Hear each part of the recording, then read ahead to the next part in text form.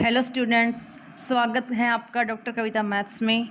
आज मैं आपके लिए लाई हूँ 10वीं कक्षा के एनसीईआरटी मैथ चैप्टर 3 के मल्टीपल चॉइस क्वेश्चंस। ये क्वेश्चंस आपकी हेल्प करेंगे। आपके जो वीकली टेस्ट आजकल हमारे हो रहे हैं उस क्विज में आपको हेल्प करेंगे, और जो हमारे बोर्ड एग्ज़ाम होते हैं उसमें भी यहीं से क्वेश्चंस आते हैं। तो इस मोस्टली जो इस चैप्टर का जो निचोड़ है वो इन्हीं 3 कंसेप्ट पे बैठा हुआ है। ठीक है, 98% क्वेश्चंस इन्हीं कंसेप्ट्स पे आते हैं। ठीक है, अगर आप इनको अच्छे से कर लोगे तो आई गारंटी यू कि आपका कोई भी क्वेश्चन यहाँ से इस पोर्शन से छूटेगा नहीं। तो देखो बच्चों, हमारे पास इस टाइप की इक्वेशंस होती हैं a1x + b1y + c2 होती हैं। ठीक है, अब देखो, अगर a1/a2 बराबर है b1/b2 बराबर नहीं आएगा। फर्स्ट केस में क्या है, बराबर नहीं हो। ऐसे केस में क्या हो जाएगा, हमारे जो सॉल्यूशन होंगे वो कैसे होंगे, यूनिक सॉल्यूशन, हिंदी में बोल देते हैं उसको, अद्वितीय सॉल्यूशन होंगे। और हल कैसे बोल सकते हैं, हल कैसे होंगे, संगत हल होंगे। ठीक है, रेखाएं क्या करेंगी, प्रतिच्छेद करेंगी। ठीक है, ये हो गया। अच्छा, इसको आप एक टेबल बना के याद कर सकते हो। ठीक है, दूसरा पार्ट क्या है आपका, अगर a1/a2 b1/b2 बराबर है c1/c2, तीनों ही रेशो आपस में बराबर आ जाए, उस केस में क्या होगा, अनेक हल हो जाएंगे। हिंदी में बोल सकते हैं, इंग्लिश में बोल सकते हैं इसको, इनफाइनाइटली मैनी सॉल्यूशन। ठीक है, और रेखाएं क्या हो जाएंगी, संपाती रेखाएं हो जाएंगी। और हल कैसे हो जाएंगे, असंगत हल हो जाएंगे। ठीक है, तीसरा केस क्या है, जब a1/a2 b1/b2 और c1/c2 ये ना हो, ये दोनों बराबर हों और ये दोनों बराबर नहीं हो, ऐसे केस में क्या होगा, कोई हल नहीं होगा। इंग्लिश में बोलेंगे उसको नो सॉल्यूशन। ठीक है, और हल कैसे हो जाएंगे, आश्रित संगत।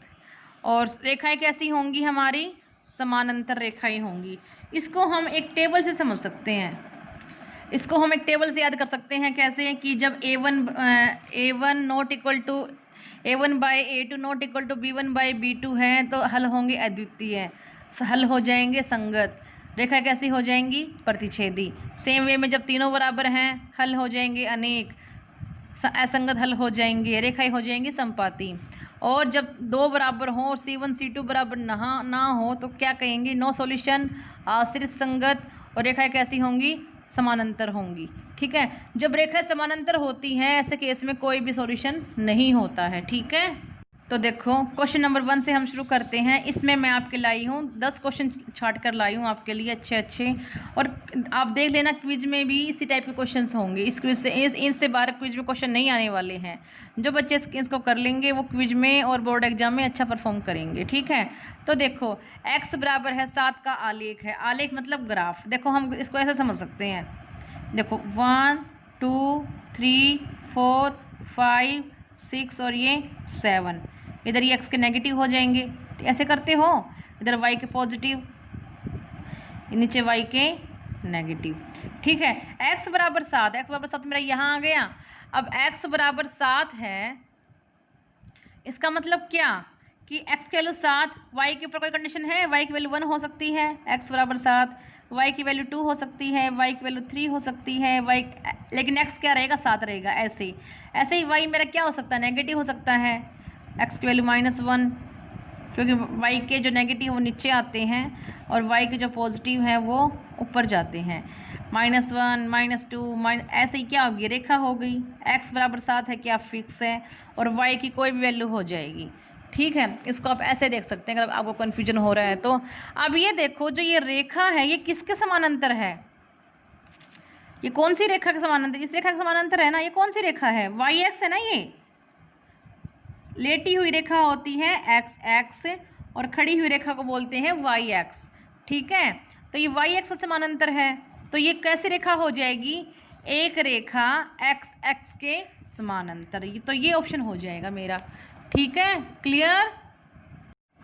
तो बच्चों देखो सेकंड क्वेश्चन देखो, के किस मान के लिए निम्नलिखित समीकरण के युग्म का अद्वितीय हल होगा। अब मैंने आपको स्टार्टिंग में टेबल सिखाई थी, बताया था आपको कि ज्ञान का अमृत है। उसमें फर्स्ट केस क्या था कि A1/A2 not equal to B1/B2 जब हो जाएंगे तो हल कैसे होंगे? अद्वितीय हल होंगे।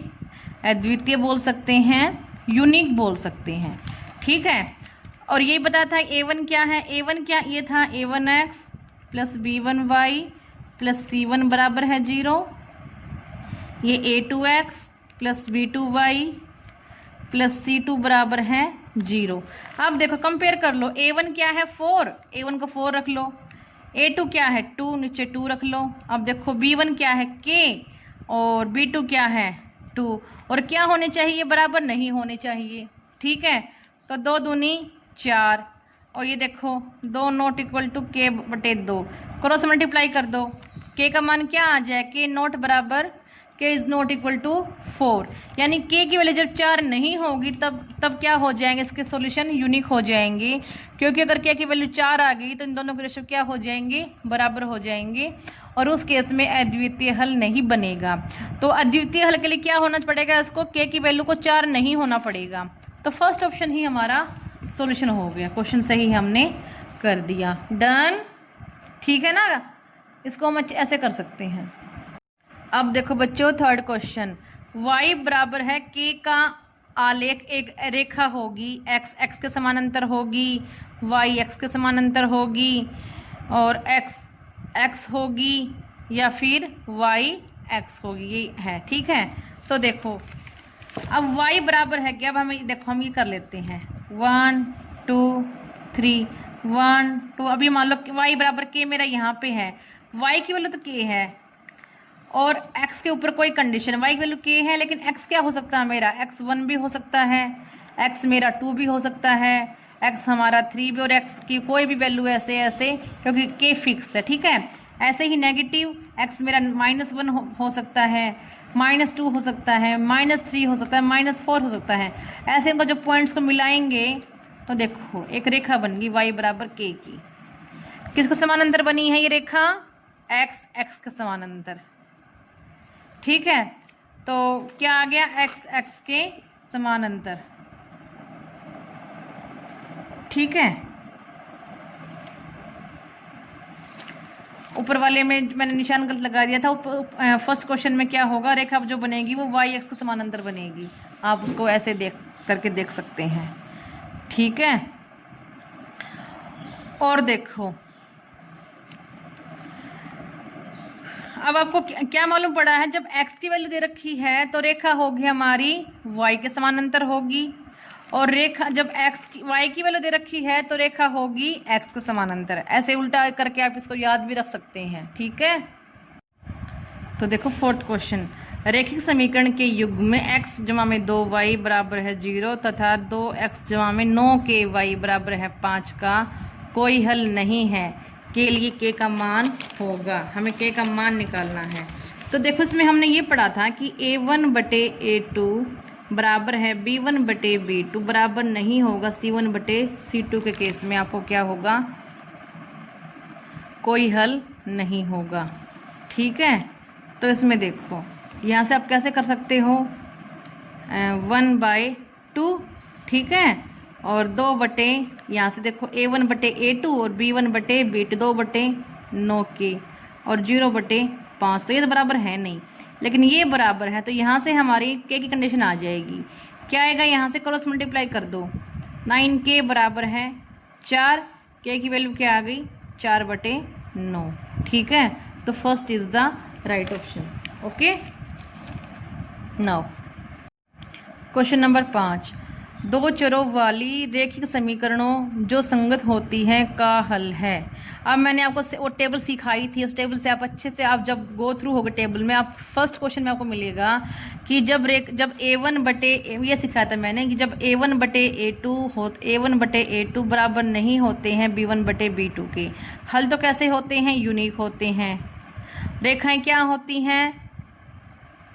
आप देखना वहाँ पे क्या होती है, लेकिन यहाँ पे क्वेश्चन क्या पढ़ा है कि क्या होगा?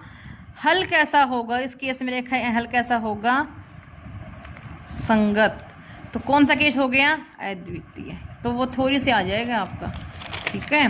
क्वेश्चन नंबर 6, रेखिक बहुपद 3x - 2y = 5 प्रदर्शित करता है। मतलब किसको शो, ये लाइन किसको शो कर रही है?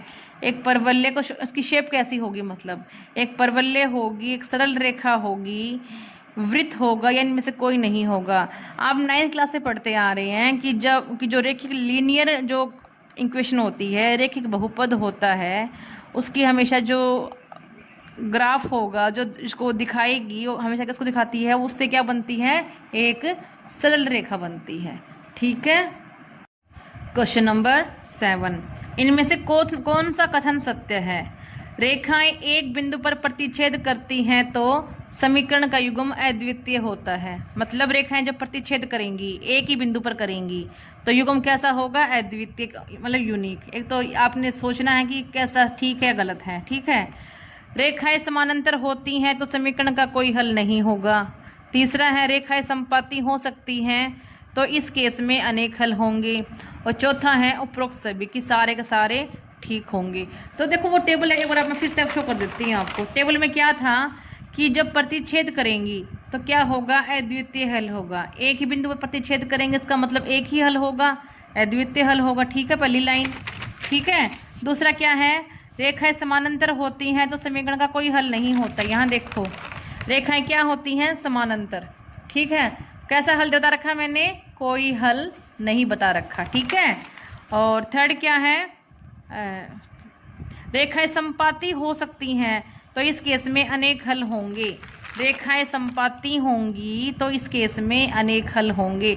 कहा था ना मैंने कि ये जो 3 क्वेश्चंस है ये सारे एमसीक्यू का निचोड़ है, तो आप यहाँ से अच्छे से इसको कर सकते हैं। इसका मतलब सारे ही ऑप्शन ठीक है, तो इसको हम डी ऑप्शन लगाएंगे, उपरोक्त सभी। ठीक है। इसमें आपको सही मिलान करना है। पिछले क्वेश्चन से ही रिलेटेड है, वही दो आपको समीकरण दे दिए। प्रतिच्छेद रेखाएं प्रतिच्छेद करती हैं तो प्रतिच्छेद करेंगी तो क्या होगा? मतलब सॉल्यूशन यूनिक होगा। किस केस में होता है सॉल्यूशन यूनिक? इस केस में होता है, तो इसको इससे मैच करा दिया। ठीक है। समपाती होंगी, देखो पीछे सारा समपाती होंगे मतलब अनेक हल होंगे। अनेक हल कब होंगे? जब तीनों केस बराबर होंगे। समपाती होगी तो अनेक हल होगा। अनेक हल कब का होंगे? जब तीनों केस बराबर होंगे। समानांतर होंगे तो 2 बराबर, तीसरा नहीं बराबर, और इस केस में कोई हल नहीं होता। ठीक है, कोई हल इस केस में नहीं होता। ठीक है, क्लियर। तो इस टेबल को आप अच्छे से याद कर लेना, स्टार्टिंग में आपको यही बताई थी। क्वेश्चन नंबर 9, इसमें आपको ये चेक करना है निम्न में से कौन सा युग्म संगत है। संगत हमने एक ही पढ़ा था। देखो हमने तीन हमने पढ़ी थी टेबल कि संगत होंगे, असंगत होंगे और क्या होगा? आश्रित संगत होंगे। तो इसने पूछा संगत होंगे। संगत के लिए हमने क्या चेक करना है? A1/A2 बराबर नहीं है B1/B2। तो जिस केस में ये हो जाएगा वो संगत हो जाएगा, जिसमें नहीं होगा वो असंगत हो जाएगा। देखो 3/, ये देखो 3/2 और ये देखो 2/3, 2/-3 बराबर नहीं है ना, तो ये क्या है? संगत है। ठीक है, इसको भी चेक कर लेते हैं। 2/4 और ये -3/-6, ये भी 1/2 आएगा, ये भी 1/2 आएगा। तो ये क्यों? देखो ये 1/2 और 1/2 बराबर 1/2, तो ये क्या है? ये संगत नहीं है। ठीक है। इस केस में देखो 5/-10 और -8/6, 8/16 है ये। ठीक है। तो माइनस का 1/2 और माइनस का 1/2, तो ये क्या है? ये भी संगत नहीं है। ये देखो 1/3, यहाँ से ये 1/3 और यहाँ से ये 2/6। ठीक है। तो ये देखो ये क्या आ गया? इसको हम काट सकते हैं, 2 × 2 = 6, 1/3 बराबर है 1/3 बराबर आ गए, तो ये भी संगत नहीं है। जहाँ पे A1/A2 बराबर नहीं आएगा B1/B2 के, ऐसे केस में क्या होंगे? हमारे केस सॉल्यूशन क्या होंगे? संगत होंगे। और ये हमारा फर्स्ट क्वेश्चन में ही आ रहा है, बाकी कहीं नहीं आ रहा है। ठीक है, तो this is the right answer. Okay, तो इसको अच्छे से कर लेना। क्वेश्चन नंबर 10 है k माइनस 1x प्लस के प्लस 2y बराबर है k, 2x प्लस 5y बराबर 3k, अनेक हल हो तो k का मान ज्ञात करो। अनेक हल के लिए हमने पढ़ा था कि a1 बटे a2 बराबर है b1 बटे b2 बराबर है c1 बटे c2। इस केस में क्या होंगे, अनेक हल होंगे।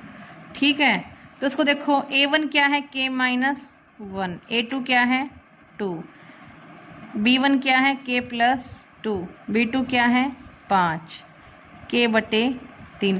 इनको सोल्व कर लो। सोल्व करने के बाद जो k की वैल्यू आएगी वही आपका आंसर होगा। इसको सोल्व कर लूँ, 5 उधर चला गया, 5k माइनस 5, 2k प्लस 4।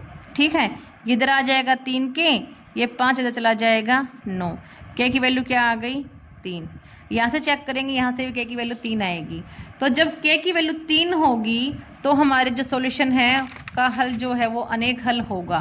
ठीक है, तो आपने देखा है कि 85 और से 90% क्वेश्चंस आपके उसी एक टेबल पे बेस्ड हो रहे हैं जो मैंने आपको स्टार्टिंग बताई थी। ठीक है, तो आप उस टेबल को अच्छे से याद कर लेना, क्वेश्चंस की प्रैक्टिस कर लेना। आपकी क्विज भी बहुत बेहतर होने वाली है और आपका एग्ज़ाम तो माशाल्लाह अच्छा होने वाला ही है। और अगर आपको मेरी ये वीडियो पसंद आई हो तो आप मेरे चैनल को प्लीज़ लाइक कर दें, कमेंट कर दें और प्लीज़ सब्सक्राइब जरूर कर दें और इसको शेयर भी करें ताकि ज़्यादा से ज़्यादा बच्चे इसका फ़ायदा उठा सकें। Thank you.